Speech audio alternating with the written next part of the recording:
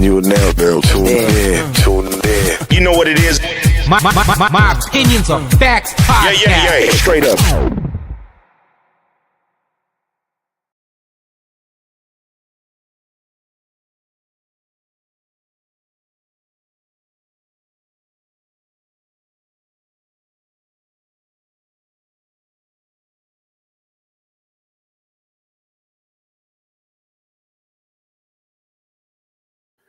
Going on, everybody?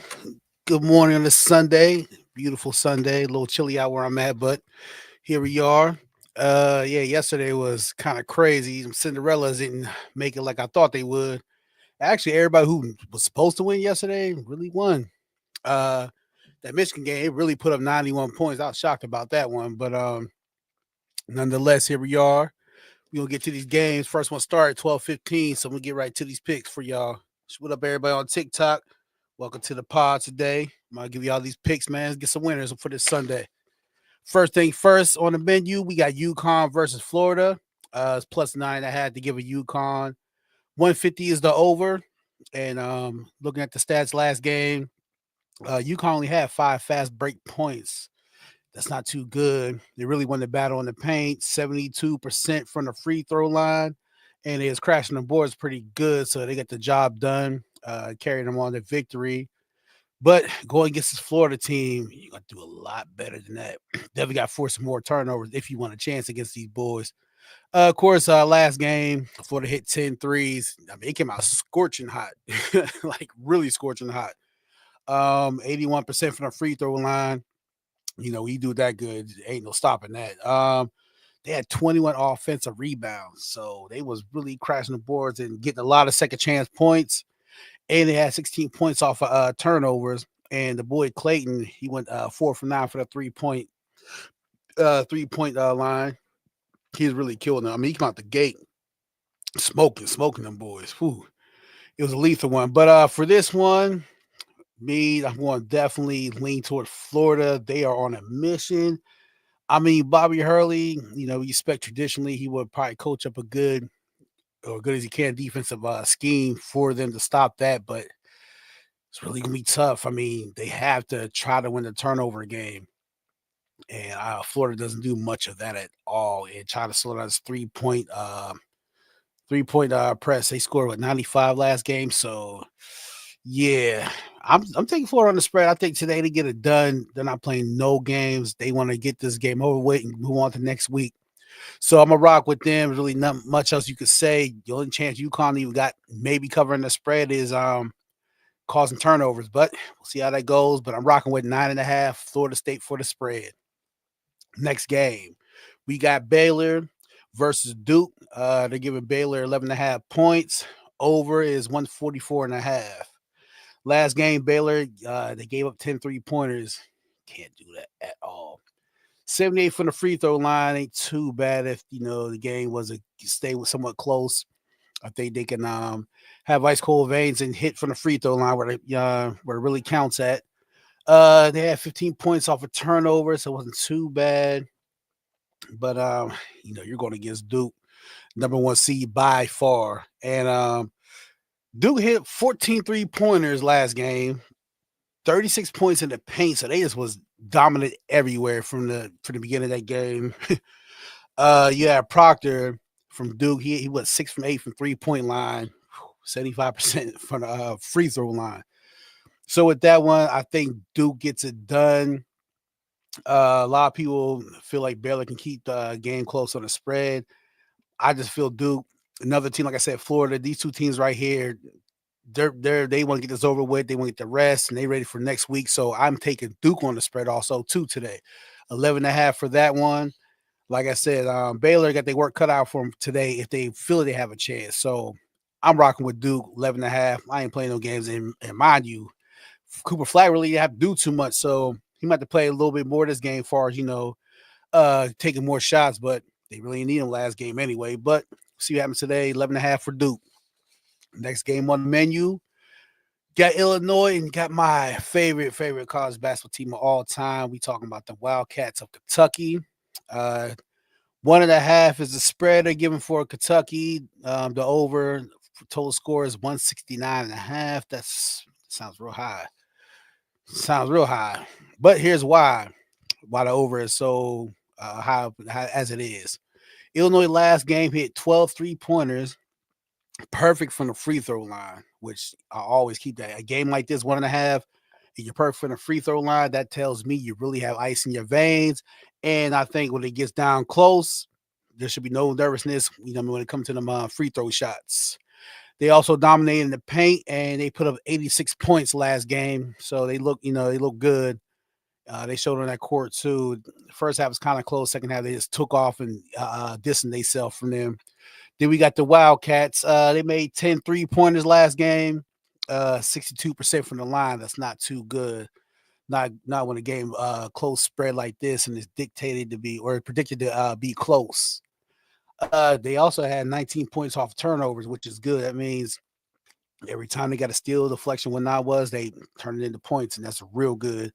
They put up 76, so I think people are coming to this game to high total scores because they feel it's going to be lighting up for the 3-point line. I can predict that too because it's a 3 versus 6 seed, so this should be a close one. I can see a lot of scoring, but they're predicting it close. And you know what? I'm taking the Wildcats, not because it's my favorite team. It's not of emotion.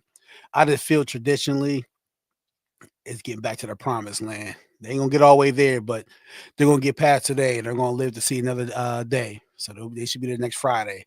So I'm taking Kentucky on the money line. That's plus 100. And here we go for the next game. Oh, my bad. Also, too, 169.5.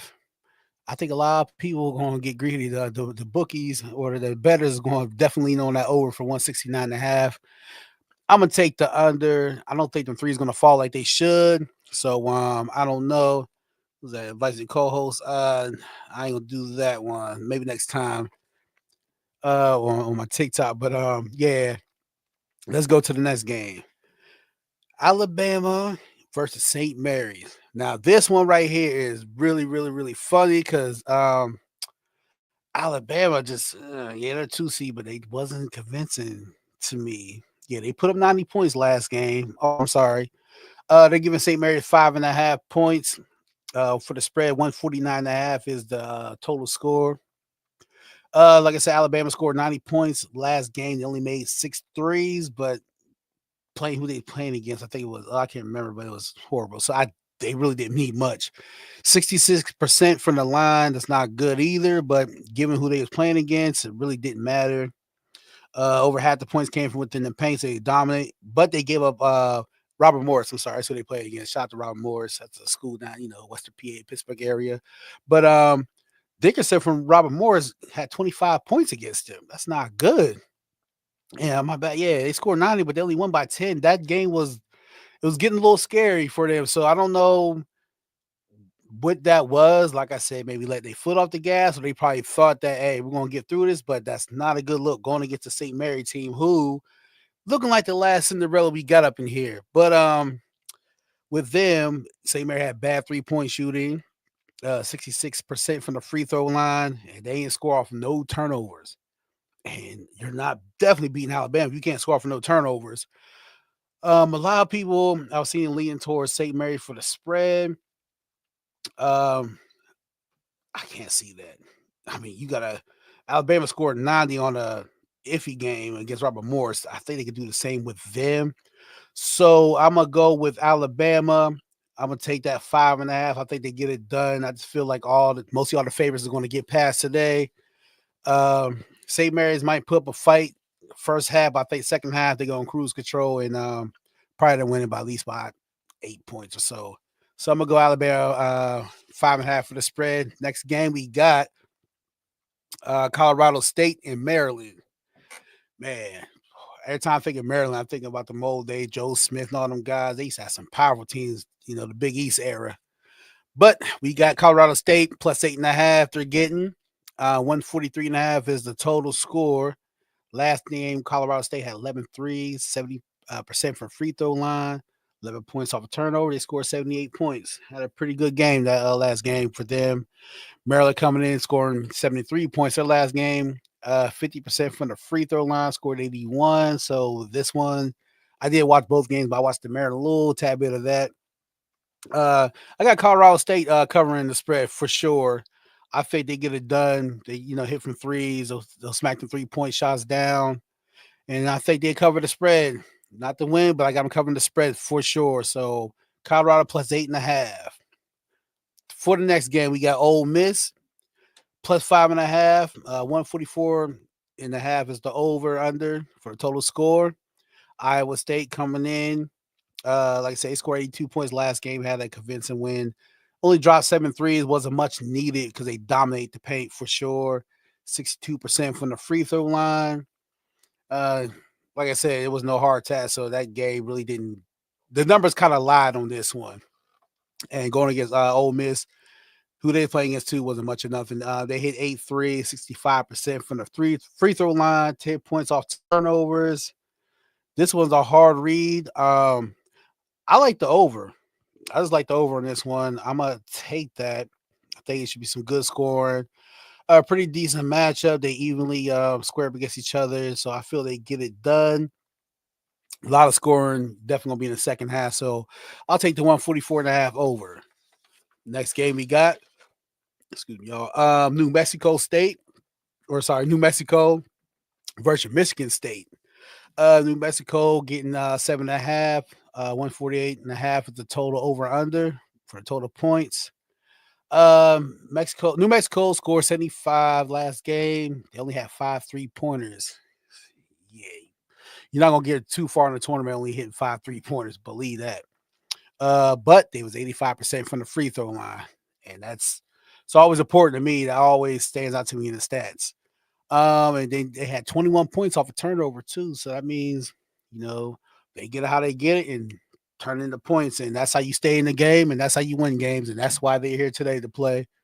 On the other side, you got Michigan State. They smacked for 10 3-pointers last game, scored 87 points. They was they gave a run for that game. It was definitely looking like the Michigan State of old, and who we always known the teams that Tom Izzo has with them. So scored 87 points, 71% from the free throw line, and 15 points for turnovers on fast breaks, which is really, really, really clutch because, like I said, we got transition, and you can always translate that into points off the fast break. That just makes the game flow faster. You get points quicker, and it's hard for the other team to really get set because you're always, going down there, boom, getting the job done. Soon the ball gets down court. So that means they get down the floor quick. Old school style, the 3-man weave type style. They make it work, but that's Tom Izzo, what you expect. And with that, I'm expecting Michigan to win. I like them on the money line. They should take care of business. Whether you bet on tradition or I just trust the coaching, which Tom Izzo is the better coach out of the two by far. So I'm rocking with Michigan. We're going with the money line for that one. And we got for the last game of today, Oregon, Arizona Wildcats. They're giving Oregon plus 3.5. 152.5 is the over under total score.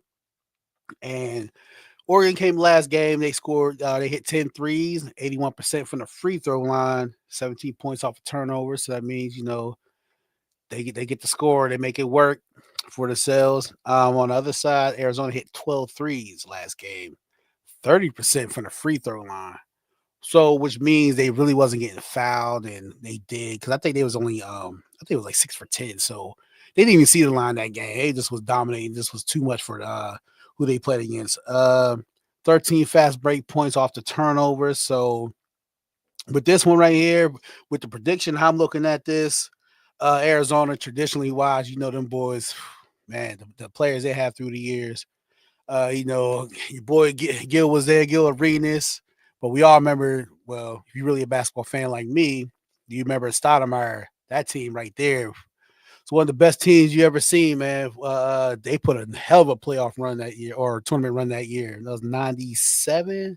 Yeah, that was 1997. Yeah, that was a real, real good squad. But they all been decent through the years. Great basketball tradition. Like I said, Gilbert, alumni from there, Stoudemire, Jefferson, and many more they had. So Oregon's coming of late far as basketball. Probably the last 15 years they started getting players in there to start making some wrecks. So what's also crazy too is the Pac-12. So it's really a division game. So it's the third time they see each other this season too. So this should be an interesting one. I'm going with the over. Anything with the Pac-10 football, basketball, no matter what, they always put up points.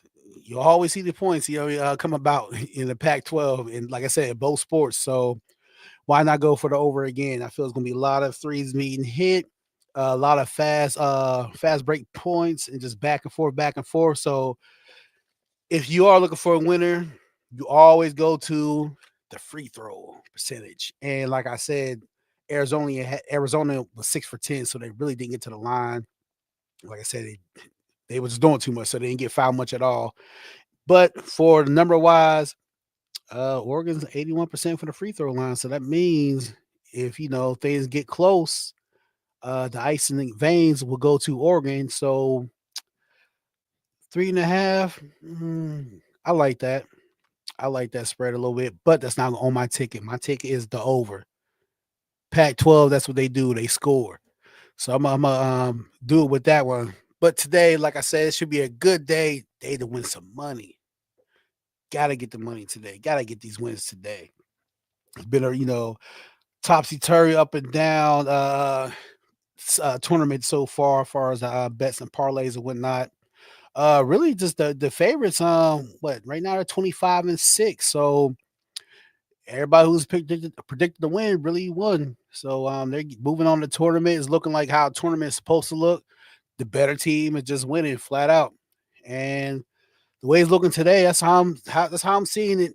Everything I'm reading, the way my thought process is going with it, I feel the overs really get it done again. So we shall see what happens. Game first tip off is 12:15. That's the UConn game. We're gonna see what Mr. Hurley got for himself. Uh, outside of the betting, I can't stand nobody from Duke. Nobody. And boy, I hated that team. Bob Hurley, Christian Layton, all them boys, Grant Hill, Lang Hill. And hey, they just was beating everybody, but damn, they made you hate them back in the day. Whew. Man, they made you hate them. But he's up first, so let's see what he got going for himself. And like I said, that one, I think Florida gonna come out and just smoke them boys, which I hope they do. I want to see them take that one. But we got some good games going on today. Later on today, as you know, we always do the NBA picks. So we're gonna bring y'all that. Make sure y'all tune in. Go ahead and get to y'all betting slips right now. You got a little bit of time left. Try to catch the best odds you can catch. Make sure you tune back in with us. Check us out for our NBA parlay picks of the day, player props, or straight spreads, over unders. We got y'all covered, man. So let's go. Let's get rich. Stack up this vacay money. Spring just hit. So, hey, weather about to break. You want to be outside and have that money, the extra spending money. Let's get to these parlays. Make sure you tag us. You're going to have that money stacked up. But until next time, signing off, it is me, Izzy. He gets busy. You see the name. Any social media platform, that's my name. Make sure you follow me. Subscribe to us. Make sure you hit like, share, the pod today. Let's get rich, y'all. Let's get rich. Peace.